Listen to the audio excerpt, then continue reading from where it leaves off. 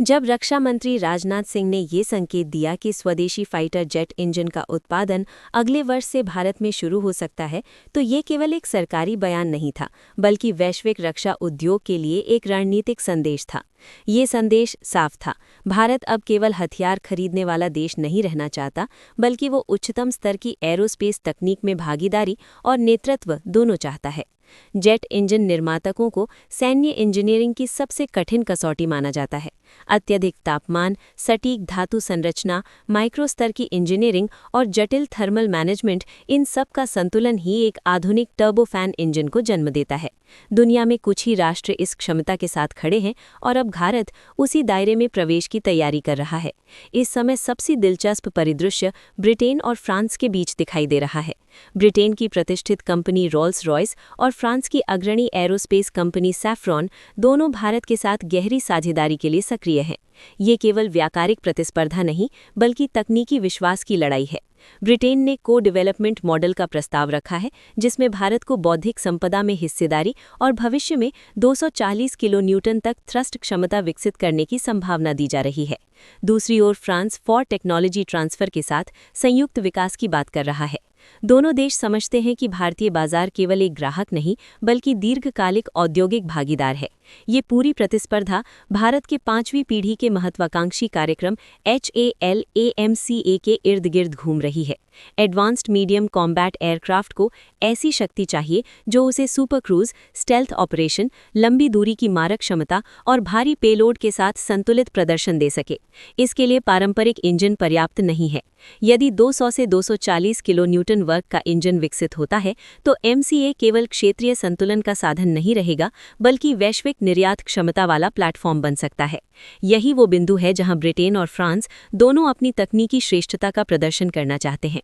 भारत पहले ही अमेरिका की company general electric के साथ F414 इंजन के निर्माण पर समझौता कर चुका है। ये इंजन लगभग 130 किलो न्यूटन की श्रेणी में आता है और इसे लचेल तेजस मार्क II क्वांटरो जैसे प्लेटफॉर्म के लिए नियोजित किया गया है। ये कदम मध्यम अवधि की आवश्यकता को पूरा करता है, लेकिन दीर्घकालिक लक्ष्य इससे कहीं आगे है। भारत ऐसी डिजाइन क्षमता चाहता है जिसमें वो केवल असेंबली लाइन का हिस्सा न बने, बल्कि धातु विज्ञान, टर्बाइन ब्लेड निर्माण, सिंगल क्रिस्टल तकनीक और उन्नत कूलिंग सिस्टम में भी महारत हासिल करे। यही वो क्षेत्र है जहां असली तकनीकी समर्पता छिपी है। फ्रांस की रणनीति विशेष रूप से आक्रामक मानी जा रही है। सैफ्रॉन ने संकेत दिया है कि वो भारत के साथ मिलकर एक नया इंजन प्लेटफॉर्म विकसित कर सकता है, जिसमें डिजाइन और उत्पादन दोनों में भारतीय इंजीनियरों की निर्णायक भूमिका हो। ब्रिटेन की ओर से रोल्स रॉयस का प्रस्ताव भविष्य में उच्च थ्रस्ट अपग्रेड की लचीलापन देता है। ये प्रतिस्पर्धा भारत के लिए लाभकारी स्थिति बना रही है, क्योंकि दोनों पक्ष बेहतर शर्तें और गहरी भागीदारी देने को तैयार हैं।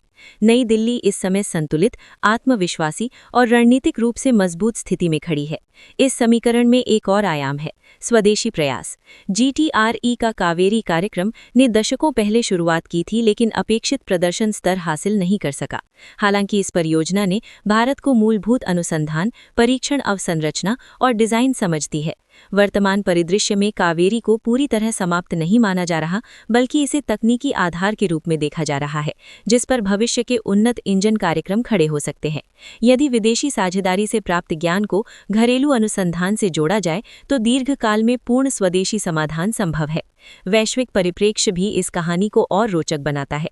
एशिया प्रशांत क्षेत्र में शक्ति संतुलन तेजी से बदल रहा है। चीन की बढ़ती सैन्य क्षमता, इंडो पैसिफिक में रणनीतिक पुनर्संरचना और सप्लाई चेन विविधीकरण की आवश्यकता ने भारत को एक केंद्रीय भूमिका में ला खड़ा किया है। पश्चिमी देश समझते हैं कि भारत के साथ गहरी औद्योगिक साझेदारी न केवल व्यापारिक अवसर है, बल्कि भू-राजनीतिक निवेश भी है। यही कारण है कि इंजन तकनीक जैसे संवेदनशील क्षेत्र में भी खुलापन दिखाया जा रहा है।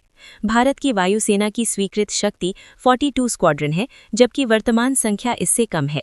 5वीं पीढ़ी के विमान और उच्च स्तरीय इंजन की उपलब्धता इस अंतर को पाटने में निर्णायक हो सकती है। यदि MCA समय पर विकसित होता है और उसके लिए शक्तिशाली इंजन उपलब्ध होता है, तो ये देश की सामरिक स्थिति को नई ऊंचाई देगा। इससे रक्षा निर्यात, रोजगार सृजन और उच्च तकनीक की पारिस्थितिकी तंत्र का विस्तार भी होगा। स्पष्ट संकेत ये है कि ब्रिटेन और फ्रांस के बीच प्रतिस्पर्धा भारत को लाभ की स्थिति में ले आई है। नई दिल्ली के पास विकल्प है, वार्ताओं में लेवरेज है और दीर्घकालिक दृष्टि स्पष्ट है। ये केवल इंजन चयन का प्रश्न नहीं, बल्कि तकनीकी स्वायत्तता की दिशा में ऐतिहासिक मोड़ है।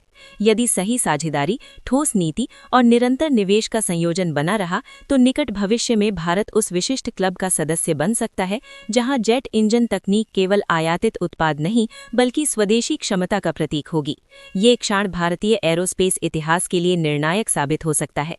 भारत के सामने इस समय सबसे बड़ा प्रश्न केवल ये नहीं है कि कौन सा देश इंजन देगा, बल्कि ये है कि कौन भारत को वास्तविक डिजाइन अधिकार और भविष्य की अपग्रेड स्वतंत्रता देगा। रक्षा प्रसाधन में सबसे संवेदनशील तत्व बौद्धिक संपदा अधिकार होते हैं।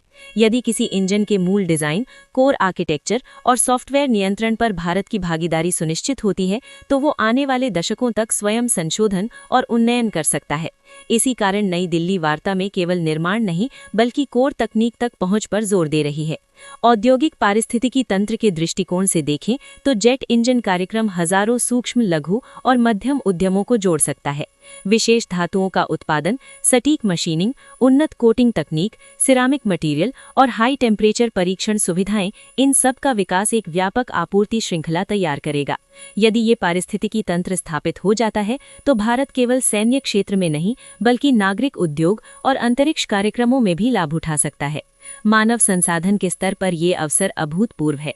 भारतीय इंजीनियर यदि सीधे डिजाइन चरण में शामिल होते हैं, तो उन्हें थर्मोडायनेमिक्स, एरोमैकेनिक्स और अन्य सामग्री विज्ञान में व्यावहारिक अनुभव मिलेगा। इससे देश के तकनीकी संस्थानों और रक्षा अनुसंधान प्रयोगशालाओं के बीच सहयोग बढ़ेगा। दीर्घकाल में ये ज्ञान हस्तांतरण एक स्थायी संपत्ति बनेगा, जिसे किसी भी आयातित उपकरण से तुलना नहीं की जा सकती। रणनीतिक स्वायत्तता के संदर्भ में इंजन क्षमता का महत्व और बढ़ जाता है। किसी भी युद्धक विमान की असली ताकत उसके इंजन में निहित होती है। यदि संकट की स्थिति में सप्लाई बाधित हो जाए, तो पूरा बेड़ा प्रभावित हो सकता है। घरेलू निर्माण और रखरखाव क्षमता इस जोखिम को कम करती है। यही कारण है कि नीति निर्माता इस परियोजना को राष्ट्रीय सुरक्षा की रीढ़ मान रहे हैं। वित्तीय आयाम भी कम महत्वपूर्ण नहीं है। जेट इंजन आयात पर अरबों डॉलर खर्च होते हैं। यदि उत्पादन देश के भीतर होता है, तो विदेशी मुद्रा की बचत होगी और दीर्घकाल में निर्यात से राजस्व उत्पन्न किया जा सकता है। वैश्विक बाजार में उन्नत इंजन की मांग लगातार बनी रहती है, विशेषकर उन देशों में जो अपनी वायुसेना का आधुनिकीकरण कर रहे हैं। तकनीकी परीक्षण और सन्निर्माण एक और महत्वपूर्ण पहलू है। उच्च थ्रस्ट इंजन के लिए wind tunnel, thermal stress testing और लंबी अवधि की विश्वसनीयता जांच आवश्यक है। यदि भारत इन सुविधाओं का विस्तार करता है, तो भविष्य के सभी एरोस्पेस कार्यक्रमों को मजबूती मिलेगी। ये निवेश केवल एक परियोजना के लिए नहीं, बल्कि पूरे रक्षा अनुसंधान ढांचे के लिए आधारशिला साबित होगा। आपकी राय क्या है? कमेंट करके जरूर बताएं और चैनल पर नए हैं तो सब्सक्राइब जरूर करें। धन्यवाद।